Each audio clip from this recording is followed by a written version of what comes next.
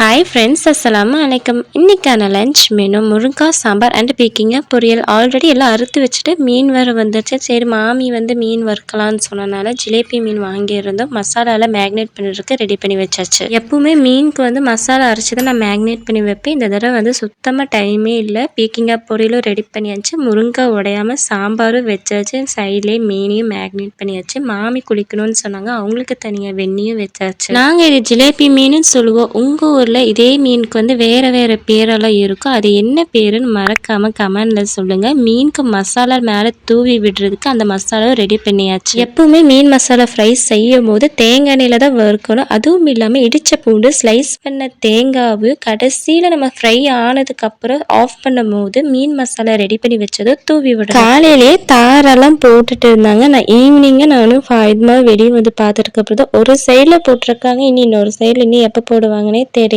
இன்னைக்கு evening snacks bread and jam, அப்புறம் கொஞ்சமாக மீன் இருந்துச்சு. வறுத்து தோசையை சுட்டு சாம்பார் வச்சு சாப்பிட்டாச்சு. நெக்ஸ்ட் வீடியோ பார்க்குறதுக்கு மறக்காமல் நம்ம பேஜை ஃபாலோ பண்ணுங்கள். உங்கள் ஃப்ரெண்ட்ஸ் அண்ட் ஃபேமிலிக்கு ஷேர் பண்ணுங்கள். பாய். அடுத்த வீடியோவில் பார்க்கலாம்.